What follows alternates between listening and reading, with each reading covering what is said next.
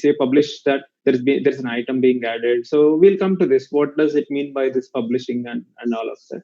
And then there are some recommendations as to, okay, if I am shopping for, let's say, a mobile phone, if I'm looking at Samsung, why I'm looking at Samsung, right? So there might be other options that are there, maybe in terms of the price range, 15,000, 20,000 rupees, whatever phone we are trying to buy. There are similar options. So there is a recommendations service that's going on, right? And finally, all of these eventually boil down to, okay, what is the cart item that you have added, and what is the overall price for it? So that's where all the circle happened, and it came back to the cart and price, right? So this is the business case, and you are trying to do all the services that are there behind it, right? So now let's come back to the basics. Now,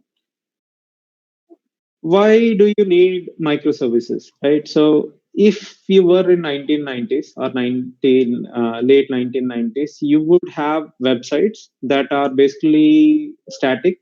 You would say, these are 6 items that I'm selling, call me, or place a order using email. I'll take care of sending the order to you, right? So let me ask you a question. If we do business that way, um, and you want everybody to email their orders, whatever they are trying to purchase, uh, and then you need to ship the product to them after taking a payment from them. So think about this particular case, right? So how many emails can we handle in a day? If we are a team of 10 people in terms of an organization, how many emails can we handle in a day? And how many how many orders we can process?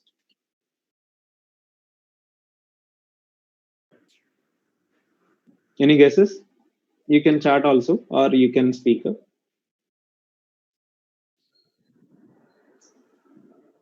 Um, so you're saying physically or manually how many we can, or? Yeah, basically, you're talking about 1990, late 1990s, right? So somebody sends an email to place an order, and that email is read by a person. Then that person goes checks whether that particular product is in the inventory or not, and if it is there in the inventory, is it of the same color that this guy is asking? And then, okay, if it is there in the inventory, basically call that person back to ask them to send a check or something, right? So there are so many moving components in a manual system, right, of placing orders. So how many orders do you guys think we could place in one day? Somewhere around 10 to 15. 10 to 15. So that's the number of orders that we can process in one day. Might be a little more actually, because if you are a team of 10 people, each of you are handling like 10 to 15 orders, then that is like 150 orders in a day, right? Now let's say that's the state in which Amazon.in is. Any guesses today how many orders Amazon processes on a day-to-day basis? How about a million orders? Yeah, just in India, right? So it's probably going to be around. I think somebody is chatting, Bharat. Yeah. So I think that there's an answer around 20 or 30. Okay. So basically, it is definitely in hundreds of thousands, right? Now, all of these hundreds of thousands, let's say you get in terms of emails. Can you imagine the system handling that? So, so that's where the problem is. These hundreds of thousands, if you really want to handle that, first thing is, let's say you have ample amount of manpower. You can deploy as many number of people who will take these orders and work through this. You would uh, you would end up with a lot of problems related to consistency. Like, let's say one person answers and says, okay, this product is there in the inventory, and by the time he goes for shipping it, then somebody else have already taken it, right? So and let's say you already collected payment from the user, right? And then you saw that that product is not in stock anymore, and you don't know when it is going to come back. And these are things that you see in Amazon today, that when you go and look for, let's say you want to buy the same mobile phone, if it is out of stock, before you even make the payment, it tells you that I'm out of stock, right? And in certain cases, it tells you that this product is expected to be back in stock in 2 days, right? So why don't you come back and check in at the time, is what it says. Or it says, I'll take your payment and I'll ship you when things are ready. So these are all complex cases of shopping, right? Online shopping. Now, this similar examples could be there in banking, in insurance, in energy, in any type of business domains that you deal with. There are all these kinds of problems that you cannot simply have one big system or one manual process taking care of the entire thing, right? So that's how we saw IT coming in. But microservices are more of a nuance, right? Not anymore, I would say. They have been a buzzword maybe around 2013, 2014, but now you can these things are a bit more prevalent. It's not like a completely new thing anymore. But most people who are going to do microservices today want to handle transactions at scale. Like we were talking about Amazon, you probably are having hundreds of thousands of transactions to handle. And let me just also mention this one point. Uh, this is a case where you don't have hundreds of thousands of transactions at the scale. Okay, would you still need microservices? So let's try to answer questions like that, because you would only need to use microservices in case your business really needs it. Otherwise, it's a lot of overhead to maintain, and it's not something that if you need, if you need a web service, then you don't go to microservices. So now we understand there are some students in our context here in our audience. So we'll try to keep it a bit simple to you also. So do you all understand HTTP communication, REST communication, or APIs making calls to services?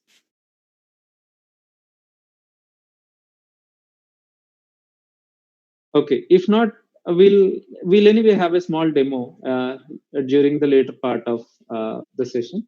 So let's try to understand that, right? But what is a microservice? Why we need to use microservices? The example that I showed you in terms of this diagram, let's say there are not these many services that are working to get things done. There is one big service taking care of it, right? So that would look like what you see here in terms of the left side. Um, this is called a monolithic architecture. There is one big application that is taking care of each and everything. The problem with this approach, anybody wants to answer what's the problem with this approach? One large system taking care of everything. This is a bit more better than everybody taking orders on email or phone and try to ship the orders. But still, any problems that you foresee with one large system taking care of all the entire ordering system?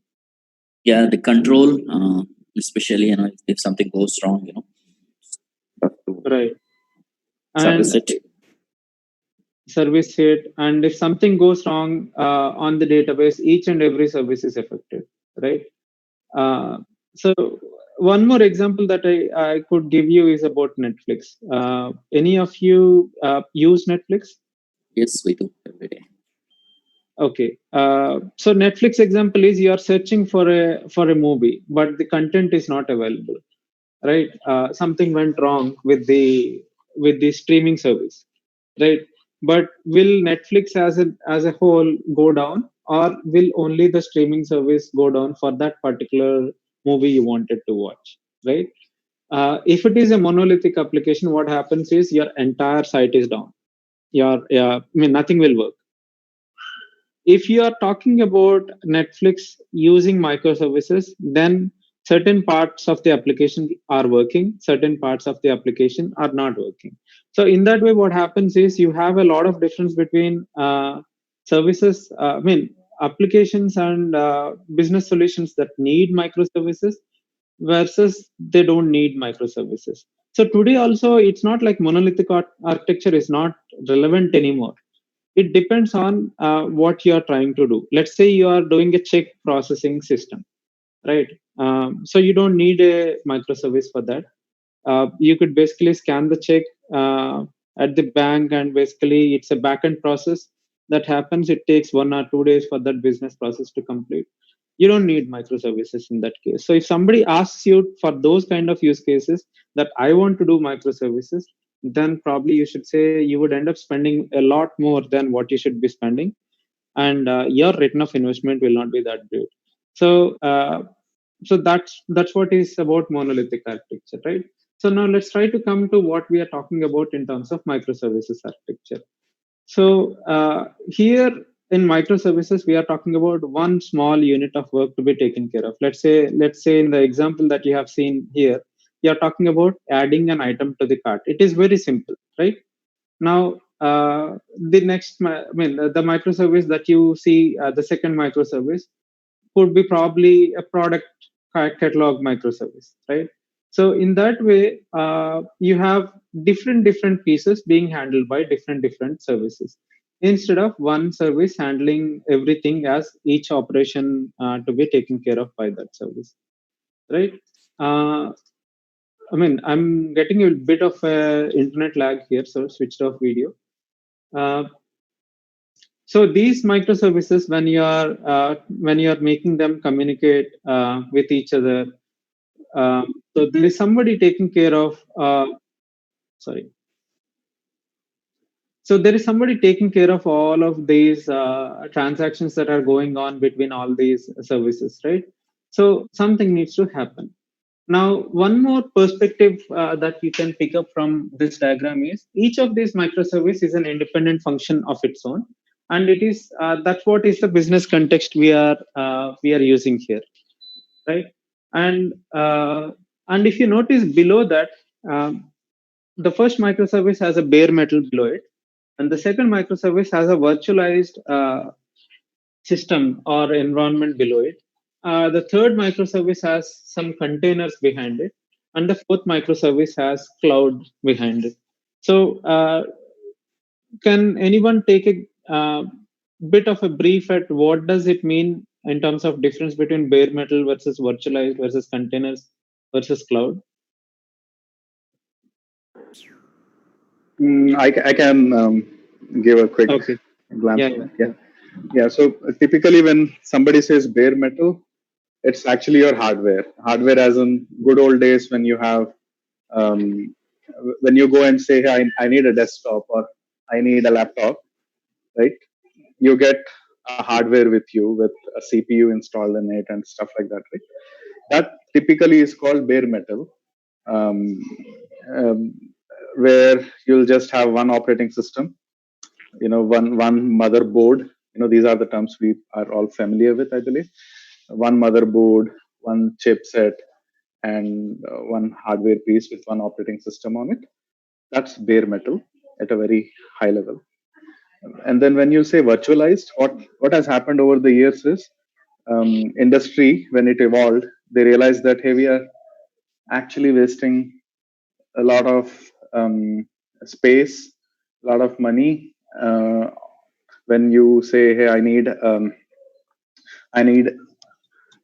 an operating system up and running for any of your users, right? Then the concept of virtualization came up, where uh, different players in the industry, they thought of, why don't we abstract how the operating system runs, um, and abstract it in such a way that it needs its space, it needs its a chipset or function, microcontroller related functions, but not sitting directly on the motherboard, for example. Right? They started abstracting it in a way where it is still a machine, but it is truly not a physical machine. It's a virtual machine. And on that virtual machine, you will be able to install an operating system. And then all your functions that you want to achieve, they'll still run. For example, you need a Windows 10, you can still have Windows 10, but it is not on that one hardware, right? That one desktop or laptop. That's how things started to get virtualized. And the people still use virtualized environments. And then over the period of time, for the past 7, 8, 10 years, there is something called containers that started to evolve. Um, And containers basically were next level of virtual machines, where they said, you know what, virtual machine is great. You are able to run the operating system virtually, but again, I just need to run my Hello World program. I don't need this huge, the entire bulk operating system just to run my little program, right? I just need the basic necessary functions related to that particular program, and I'm done. I don't need anything beyond it. And then thus the containers concept started to evolve. The very popular one, which many of us might have heard, is Docker. But again, it's not the only one. There are so many others, but Docker is by far the most popular, wherein you will reduce the memory, the space, the computations needed, and have a small space and still run your program. Right? So that's containers for you, and then public cloud is, I think, a mix of all of this somewhere. Um, Right. All in the some infrastructure is all the infrastructure somewhere else. yeah. Yeah, that's a quick brief of all these three. Yeah, bare metal, virtualized, containers. Thanks pretty much for simplifying it. So basically, what we are trying to say here is your first microservice can run somewhere, anywhere on the planet. Another microservice can run in a virtualized. Another microservice can run in a container. Another microservice can run in a public cloud. Now, let me also mention that let's say you have a team of 100 developers building the entire e-commerce application that we are hypothetically talking about, right? So you have 10 developers from Node.js background, you have 10 developers from Java, you have another set from .NET, another set from Python or any other language. So microservices architecture does not say you need to implement it in only this language or only on this type of an environment. That's one more advantage that you get, because you can make your microservice autonomous. Only thing you need to keep into a picture is you don't want to run one of your microservice in Japan, another in Germany, another in somewhere else, because it will take the processing time also will become high if we design the application like that.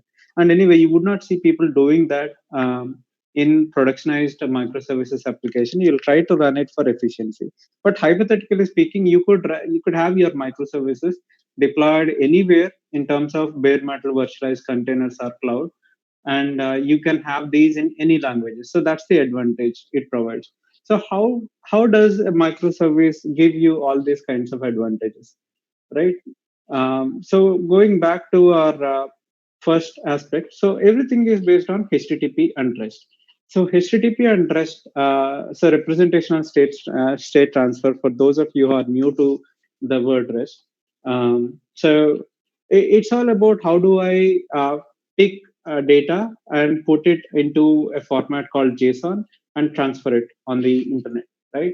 So it doesn't matter whether I'm running on Java, whether I'm running on .NET. So earlier, at one point of time, where companies used to have only one type of application, only one type of programming skill set, things used to be different. But in today's world, you work for one customer who does Node.js. Tomorrow, you work for another customer who does Java, right? So in that way, varied skill sets are there in companies to deliver functionality. Even if it is one's own infrastructure and one's own employees, let's say State Bank of India, they have an IT team, so they would want to have different skill sets available so that different problems are handled in different programming aspects. So each language has its own merits, right? So that's the heterogeneous programming languages that could be used to create these services.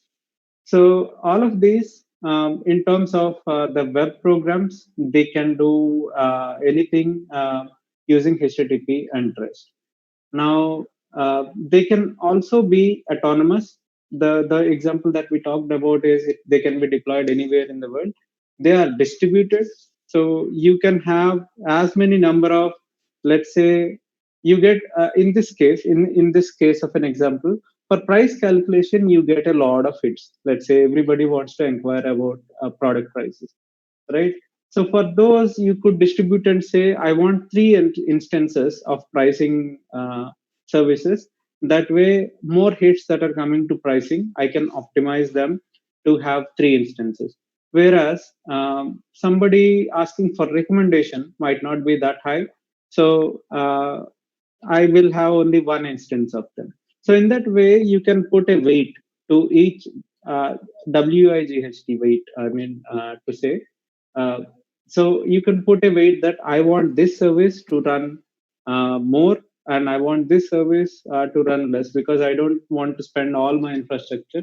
So today you are able to make decisions like these because of cloud, because of virtualization, because of all these aspects that you could decide that I want to have these many number of instances of such microservices and others I don't need to. But if we were talking about bare metal instances that Bharat just talked about, there is no flexibility of that kind. You basically have a dedicated infrastructure. You maybe have 10, 20 servers in the data center that are taking care of one entire application. And all of them are running regardless of whether I'm getting 100,000 requests or 1,000 requests. And depends on where the requests are coming from and all of that, right? So that kind of flexibility started getting introduced because of microservices. Now again, just so that we don't get carried away that microservices are the only way to solve problems. No, not really. So here, the most important thing that you are looking at is scalability, right? What is scalability? You are able to handle thousands of transactions when they come in. You are also able to handle uh, less than 1,000 number of transactions when the load is slow, right? So both of those, you are able to expand the elasticity of your services through usage of technologies like cloud. So in that way, each of your microservice has the ability to handle that. But now, let's say you don't handle all of these thousands. You're writing a back office UI for a bank which needs to take care of customer care requests. There are 100 people sitting in the call center, not more than that. The number of requests that you get from these 100 people will not cross more than like even 1,000 requests, right? So let's say all of these people are working very efficiently. You still will not have that much of load in terms of a distributed worldwide application where an entire country users are trying to use you, or entire global users are trying to use your services. So there is difference. So it need not always be the case that you implement microservices. So you need to decide as an architect or as your design process, you need to think about what kind of architecture suits us. Okay, so we should not be doing microservices just for the sake of doing it, or somebody said, yeah, this is the modern thing, everybody is doing it, let's go ahead and do it. Because if you look at this example, now coming back here, right? So you have five databases that you see here: product catalog, shopping cart, recommendation, shopper, and price, right? So five different databases you could see here. Now each of these database will mean that it owns up a certain amount of cost. Now if you want to deploy such kind of databases and they are able to scale to the number of to the amount of load that you are getting, you would want to put this kind of solution into cloud. And on cloud, everything is expensive. It doesn't come for cheap. So you need to look at what is the return of investment that I'm going to get by maintaining all my services with different databases, right? So in that way, we need to think about how we want to have our application structured, and not everything needs a microservice. Now, this diagram we talked about at a very high level earlier. So let's talk about it in a little more detail now, right? So, not touching upon the obvious aspects like user is trying to add the card and the product lookup happens. If you see, there's somewhere here, there is a logging interface that takes care of, there is a centralized logging for every request that comes to our application. We basically go there and log. Let's say I looked at a product I did not add to the cart.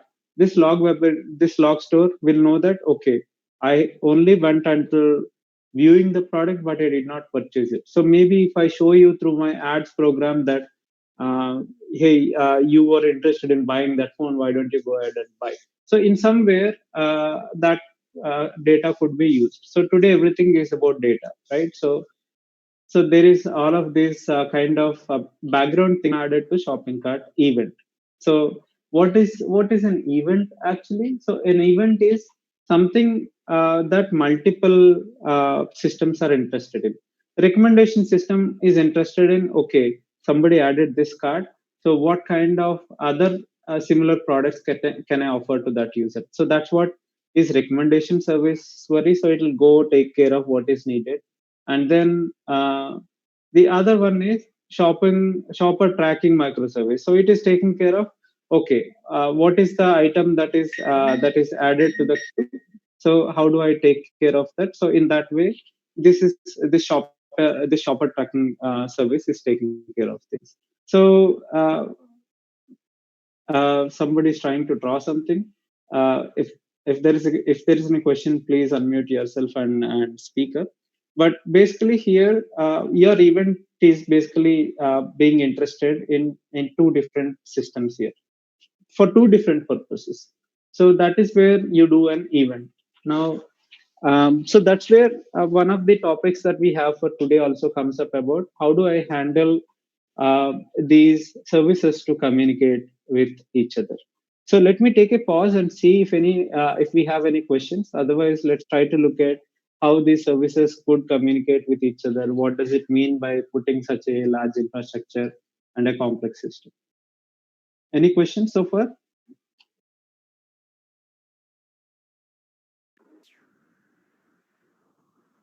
If somebody is speaking on mute, just see that you unmute yourself.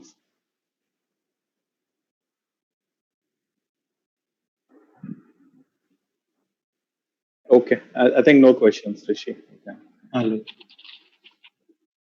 So there are a couple more things that we need to talk about in context of microservices. Um, so what is the difference between microservices and APIs? So you would have heard this term called APIs, Application Programming Interface. If it was about Java, Java always had an API. Even before the word API became a lot more popular with other programming languages. But the APIs that we are talking about in context of microservices are web APIs, basically. So how do I make a call to a particular service? So like, for example, let me just show you something. Uh, so we use this tool called Postman. Okay. So what does this Postman do? Is it takes the request that we want to send, and it hits a particular URL, right? So this is a service, that sample service that we are going to talk about, called Create Teacher. So what it is doing is it's using HTTP. It's using the HTTP GET protocol, and it's calling an operation called Create Teacher somewhere, which is taking care of multiple things, right? So if you want to know more details about all these possibilities, and if you are from my student background, you can go and look at HTTP methods, and you should be able to figure out a lot of detail about what are your HTTP methods, right? So so what's happening here is we are using a web URL to make a hit to a particular service. So coming back here, so it is a microservice that's there sitting behind the scene. Now, how we handle microservices and how we create them using the reusability approach and all of that. So these individual units are taking care of that. But what an API says is, an API says, okay, you can communicate to me using this particular format, and this is my address at which you could communicate. So there is a slight bit of difference as to what you would call as a microservice versus what you would call as an API, because a microservice is more of a HTTP REST-based endpoint. You can have hundreds and thousands of services that you could deploy in your application. Now, what is an API? An API can be something that the developers can use, and they can interact with the web application. So, though the line may look thin, there is a lot of difference. Not all APIs are microservices, but all microservices, if designed with an API approach, would be called as APIs, right? So in that way, there is a small little bit of difference between microservices and APIs. Okay, simple concept, but something that we need to differentiate. Now, next thing was you might have got a question why we have all of these databases for each of these services. Do we need a database for each of the microservice? Now, well, that depends. So, what happened is when the initial exposure to microservices happened to the technology world, a lot of companies started doing these microservices, and some did microservices so well that they split out each and every piece of their business logic and kept them as a microservice. Now Bell did something similar, and they started creating a transaction uh, which was supposed to place an order for a phone or something. Or Bell is a international company, right? So they were trying to host their web services, and whatever is to function in terms of their website. So that was exposed. All the application background was taking microservices. So they stood up their environment on day one, and after all the 1.5 year of effort that was put into development, they started putting together the infrastructure and said, okay, now let's run our microservices.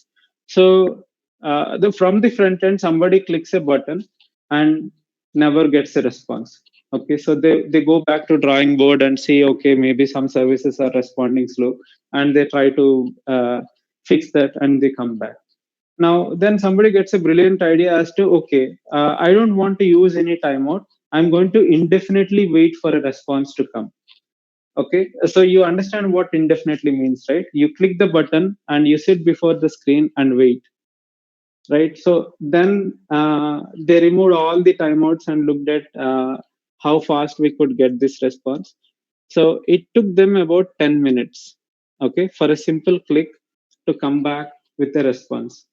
Okay, and you would all know that that's not how you want your applications to work, right? So then they realized what went wrong. Why are we here? Right. So then they looked at how each of these services are working. All these brilliant engineers, what they did is they put together all their APIs, but they were not worrying about what would happen when somebody from the very top level in terms of UI makes a hit. So how much time it should take for that to come back. So they created a puzzle of their own microservices that the first hit, second hit. So in all the response they are supposed to get across their applications. So one service calling another service calling another service calling another. So if you want to call that levels, right? So some services exceeded 10 levels, meaning the front end gave a call to the first service, but that service went and called another service. So in that way, if you drill down deeper, so it took that service to wait for all the rest of the 9 services below it to respond and come back with a response. So there are some anti patterns, right? So usually when you use microservice, if you have 1 or 2 levels or 3 levels deeper in terms of data that is to be fetched, probably you don't need to use a database for that microservice. So it all depends on how fast your microservice needs to respond. But let's say you need to go 10 levels deeper, like what Bell was doing at that particular point of time, then that's a definite no. And whatever data that you need from all these other services, it needs to be all collected and put into the database for that particular service. So the common notion or the argument when we talk to people about microservices is every microservice needs to have its own database, but it is not a mandatory thing that you need to have a database for every service. It's more about how fast your service needs to respond and how many hops can it do before responding to the request that it got. And another thing is the partial functioning of the Netflix application example that we talked about before. If streaming service is not working, it should not go and affect all the rest of the operations. So partial application availability should be made possible. So that's one other case where people treat the database separation sincerely. But it's not always needed. Netflix, which is the most what you can say is tech savvy organization in terms of microservices, has more than 1400 microservices. Not all of them have a databases of their own. So there are it's not a mandatory thing that each service needs to have a database, but it helps to respond quickly and in a fast way. Okay, so now let's try to make use of the time that we have and come to this topic of sync versus async communication. So what do you understand by sync and async communication? So anybody, if you want to take a stab at it.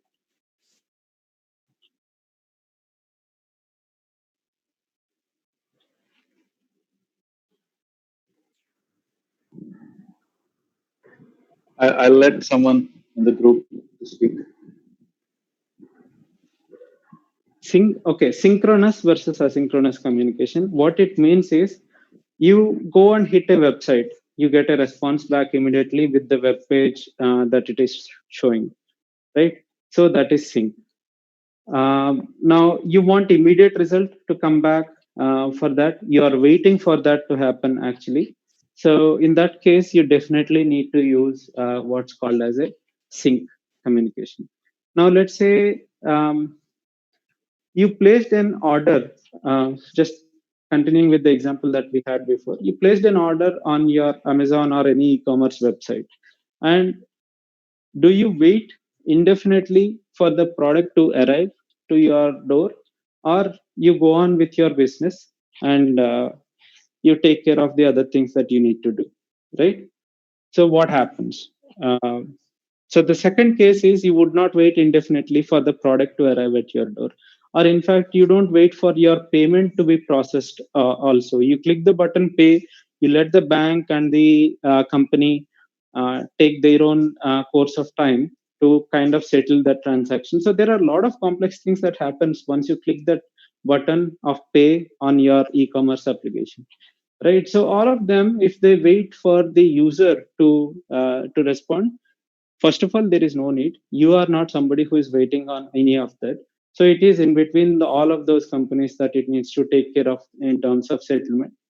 So the moment you place an order, so that placing of an order can is not something that you're waiting on. All you want to wait for is whether your order placement confirmation came back or not, right? So in that way, there is a difference in terms of services that you want to wait on and services that you don't want to wait on. And same thing is with your phone call and SMS, right? So these are very good examples of sync versus asynchronous. So you make a call to somebody, you expect them to pick up the phone, otherwise you don't transmit any information, right? But whereas, which is most of the cases today, so we send a message, wait for the other person to respond, but you carry on with your rest of the work, right? So that's what is good about asynchronous communication. Do you always need to use asynchronous communication? Do you always need to use synchronous communication?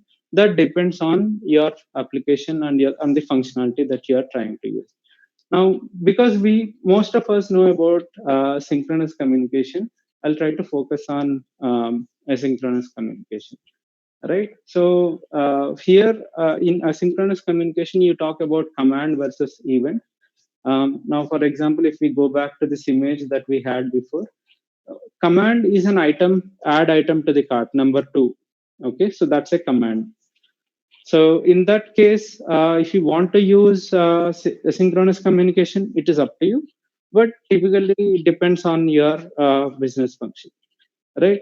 Now, what is an event? An event is what is happening at the shopping cart microservice.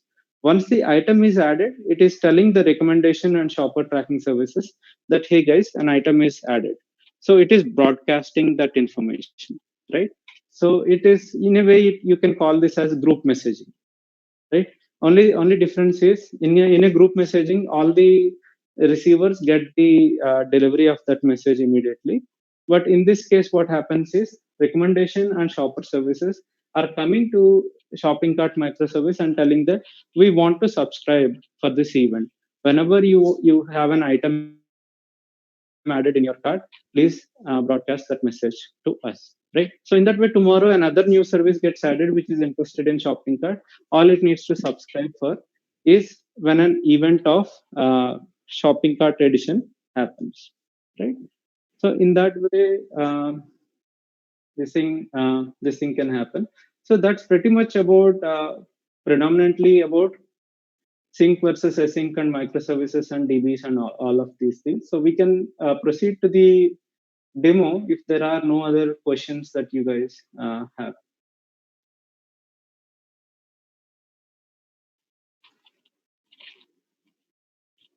So there are a couple of questions from Rocky. Okay. So one, he says, I mean, at the beginning he asked a question about Docker, but I think that is covered. How Docker can be used. His current question related to the multiple levels that you were talking about is, can we have multiple levels along with the database for faster response? Would it help? Because So you said database is not needed, but would it be fine if you have each level having its own database? Yeah, whether each level has its own database or there is one database that is combined for three microservices, that actually depends on what is your business functionality that you want to execute. Let's say you want to execute product prices versus product catalog, and both of them are related, and you want to combine them as one simple database, and but there are two different microservices. That's a possibility where you need not have a separate database for product catalog and there is not a separate database for product prices, right? So in that way you could combine, but you would not want to combine products with orders, because orders are information. I mean, customer is placing an order and you are receiving it, and then you already know the price of it, and what needs to happen after order is something else. It's not directly related to product. Okay, so an order is about a product, but it itself is not a product, right? So in that way, you need to sensibly make a difference between what kind of approach you want to use for mixing of databases versus what you don't want to mix. So typically you'll lay out some design principles before starting addition of new databases. So in that way, you could think about combining some databases to be used for certain microservices, and absolutely don't combine for other types of services. So where business function is completely different, you would not want to do that. Yeah, thanks, Rishi. Hey, hope that answers, Rocky, if you're able to listen to that. And then there was another question related to asynchronous and synchronous differences. Okay. But it's not very clear what he wants to convey. It's from Rocky again. Okay. We can ask on directly on the phone. Yeah, Rocky, you want to speak or about the question where you said a user needs to wait in a definite time versus company waiting indefinitely? Okay, we'll move on. There is a question from Vamsi. If I want to start microservice, which is the right platform for me as a starter? Vamshi, you can speak, right? Okay, so just trying with the initial question that Vamshi had. Now, Vamshi, if you are asking this as a developer, it's your comfort level. Whichever language you want to start microservices on, most platforms today support usage of microservices, Python, .NET, Java, Node.js. A lot of platforms are there. Now, if you're asking this as a business, then the first question that you would ask is, what is the rest of the tech stack for my organization? If I'm trying to build one new application and if I have 9 other applications, how do I do tech stack rationalization, and how do I pick up the next platform I want to work on. And again, the due diligence will also be about whether that particular new language or existing language that you're picking up can scale to the needs of the types of application that you want to build. Now, let's say your 9 other applications are on C++, and you're trying to build a microservices application which needs faster response and all of that.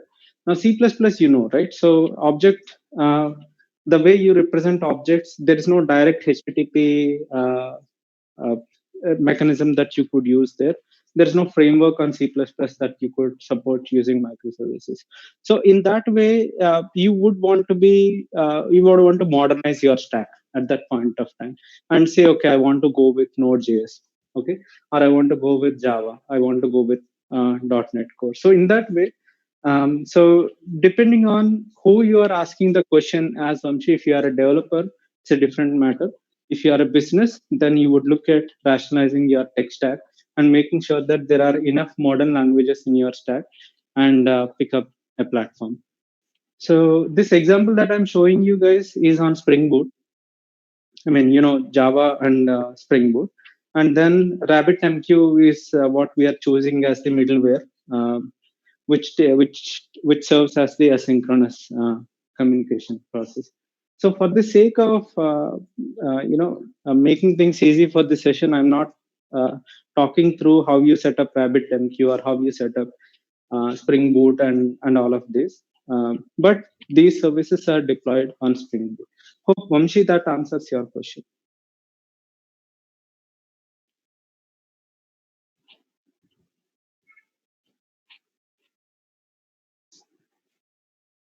Yeah, I Okay. think let's move on. Okay. So, any more questions, or shall we move on? We are at 11:32, Bharat. Is it okay? We go 5 minutes. Let's have the demo. Yeah, there are no more questions. There's some discussion on Kubernetes combination of Docker, etc., but that can be offline also. Okay. Yeah, we can stay on post this session, maybe until 12 also, and make sure people get answers to their questions. So here, let me just brief about what we are trying to do. So we have a RabbitMQ server setup. So depending on OS that you are running, if it is Mac, you'd run brew install RabbitMQ and you'd basically get this started. If it is Windows, you would install RabbitMQ using the deliverables that you have. So this is the management console for RabbitMQ. So default password is guest and guest. And RabbitMQ is one of the most popular MQ messaging that's there around. It's a message queue, basically. So whether you want to implement command pattern or event pattern, you could implement it using Rabbit. Right? So here you have channels, exchanges, and queues. So today we are going to make use of the queue mechanism. So what I'm doing is on RabbitMQ, I have what you call as a producer or a consumer. So this is a Git repo that's prepared by someone who did microservices. And my own example of microservices, I could not find it in time, so I just picked up something from GitHub that we could demo. So here, what is happening is there is a producer. So who is producing the messages, and there is a consumer who is consuming the messages. So this is something that you hear typically, the names you would hear in terms of message queue, that there is a producer and there is a consumer. Now applying this to our context that we were talking about here in terms of this application earlier is so the ad item that is coming to shopping cart and looking up the product. So so this is where the communication can also be made asynchronous. Now the dotted line that you see is where you would want to make most of the communication asynchronous, right? So solid line is where you want to keep the communication synchronous. So in this context, who is producing the message is basically who is asking the question. Like for example, product catalog microservice, once it adds shopping cart, then it is also logging to the central log microservice. And this is a so to respond to customer, there is no relation in logging, right? So you can do logging as a parallel event that could happen. You don't really care whether it got logged or not. So in this case, the product catalog or the shopping cart, which are sending the dotted lines to central log microservice, are taking care of producers, right?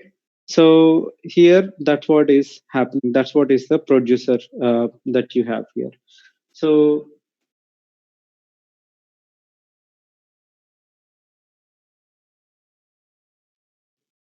So what I'll do is I'll just clear out the messages that are there. There are so many messages. So there is a scheduler behind it that is just putting so many messages. So there is a purge. So this is a management console. You can do quite a lot of things from here.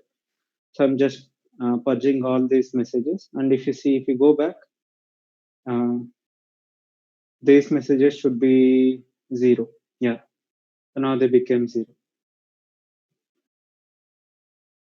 So how I'm running it is I'm using this Java hyphen. So I don't know if you guys are able to see this, hopefully. Right, so there is this Java jar and there is an ambient clean and compile that you have to do before this. So once you run that, your Spring Boot application will be started. So nothing, very, very simple. There is a product controller here. Okay. Um, there is a very simple get mapping here that says you earlier saw this create teacher. So how we define that it is create teacher or create something else or any method name is based on what is the mapping value that you have kept here. To understand the intricacies of what this annotation means, you probably need to go into the details of Spring Boot, which is not the intent of this session. So I'm not going through that. But what it is doing is it's calling, I mean, just like any programming language, you would have bits and pieces of your classes that are taking care of individual components. So here it is taking care of calling a create manual producer. So a routing key is something like, so in context of Rabbitmq, it's called as a queue.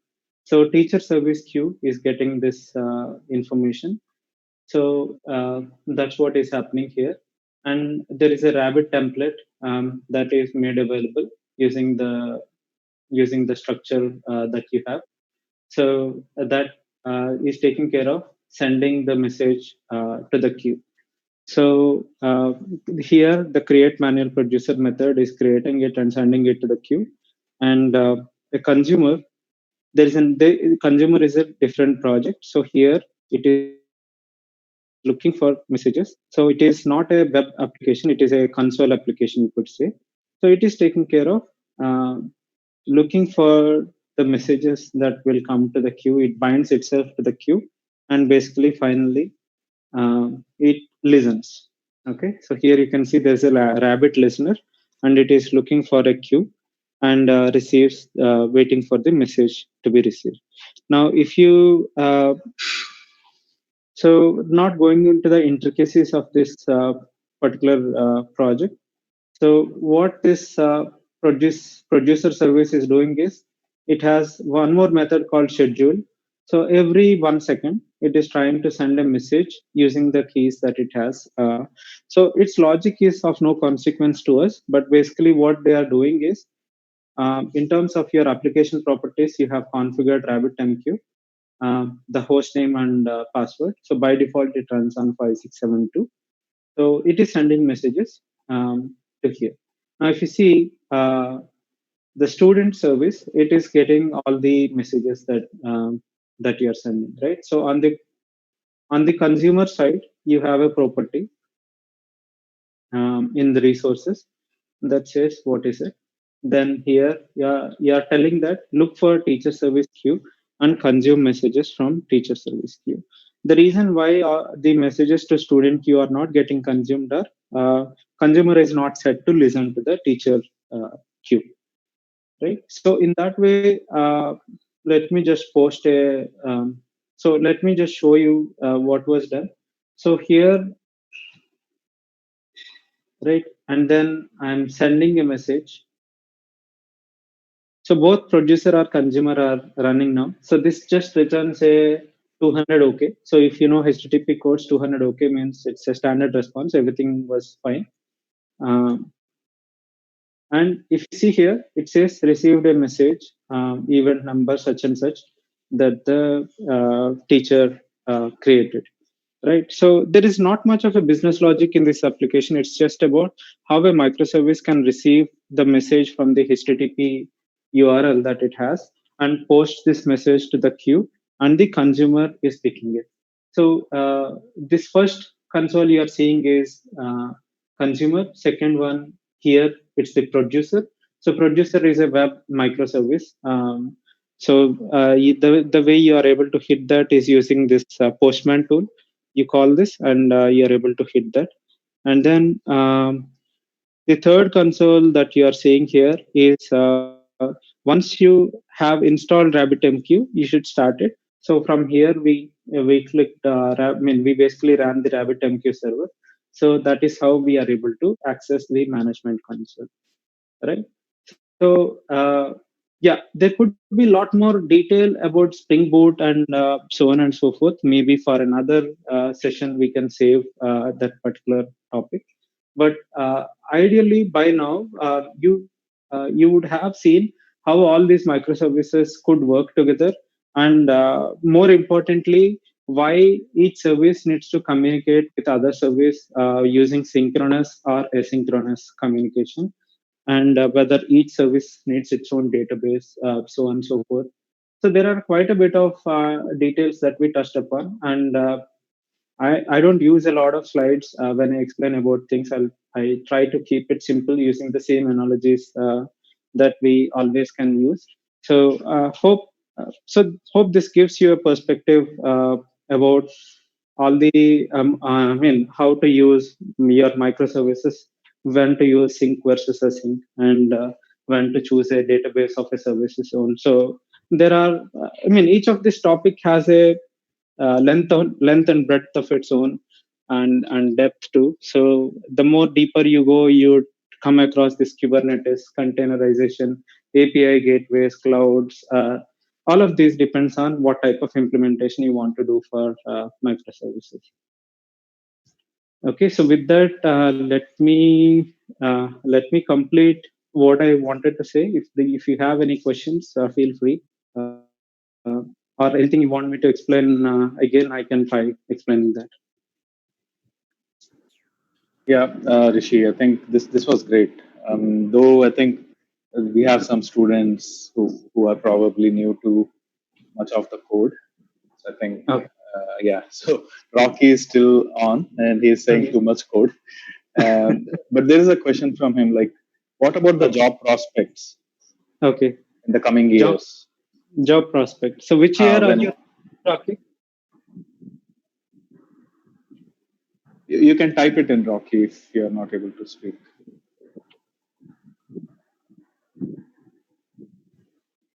Final year, Rishi.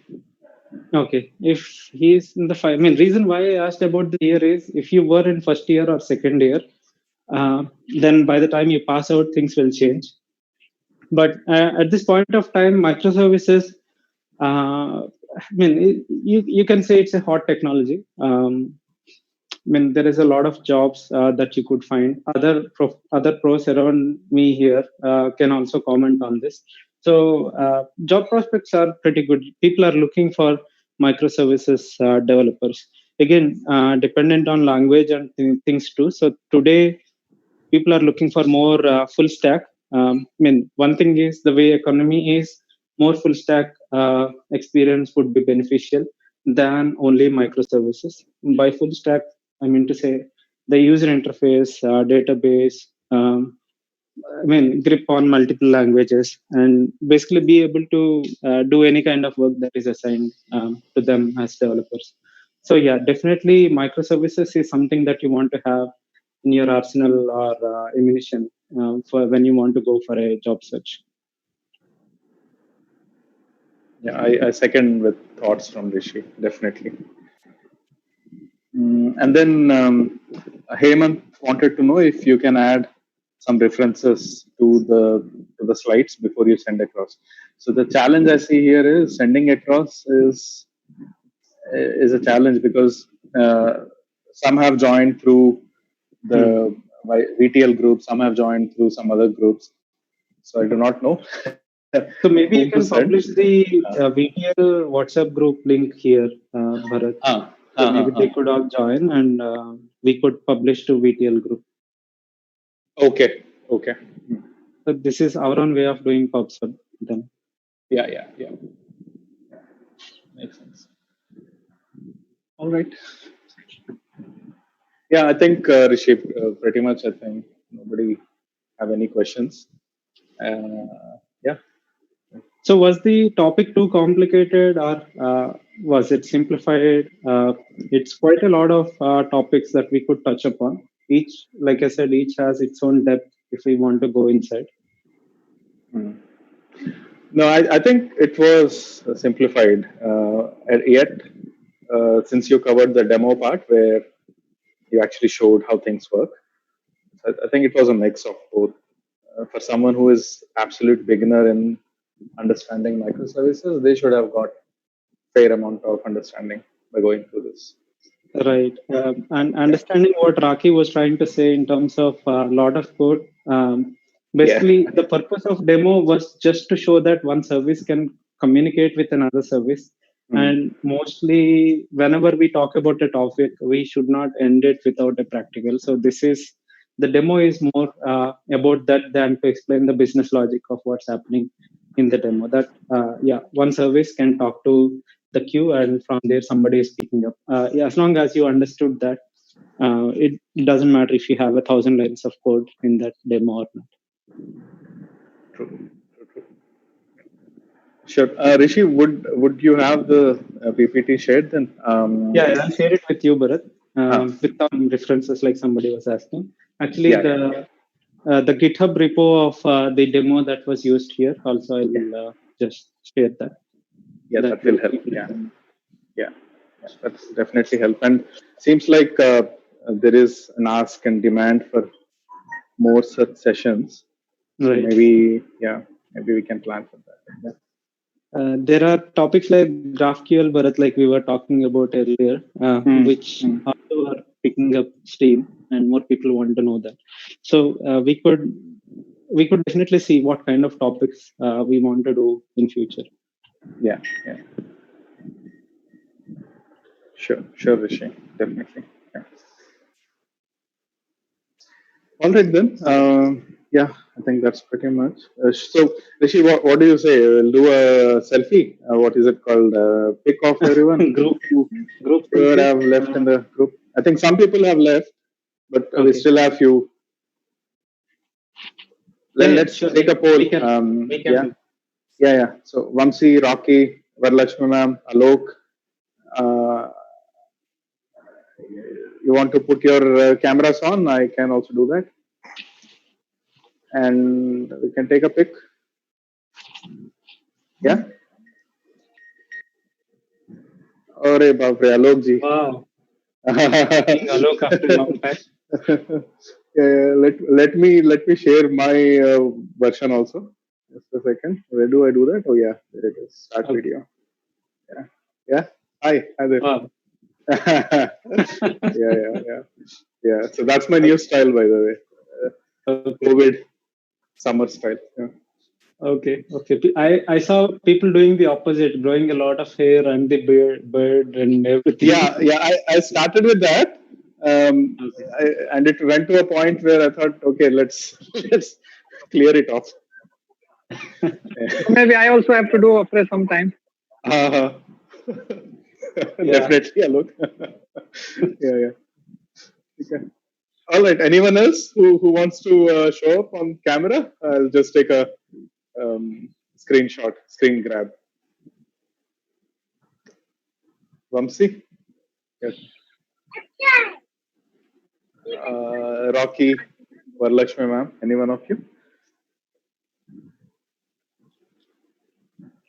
ठीक है. Okay, I don't think. Oh yeah. Vamsi has come back. Vamsi is back. Okay. ठीक है. Let me take a screen grab quickly. Yeah.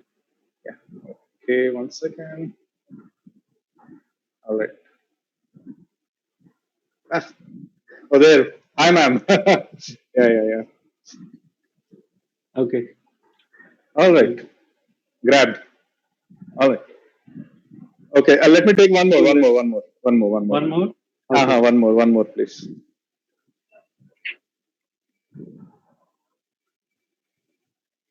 Perfect. This is good. Okay. Thanks for joining, everyone. Thank you, Rishi. Thank you.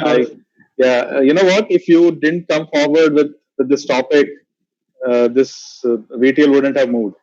It was dormant. Yeah. Let's keep doing by challenge. I hope something just to keep ourselves engaged, at least for a couple of more weeks. Yeah. So hope next one will be after lockdown, post lockdown. Yeah. Next one is in June, but we can have some micro sessions as well. Sure. Microservices, micro sessions. Absolutely. Yeah. Microservices, micro sessions. What do you call bites? Bite size. Bite size sessions. Yeah. Okay. Cool then. Thanks everyone for joining. Yeah. Thank you all. Bye. Thank you. Bye. Yeah. Okay.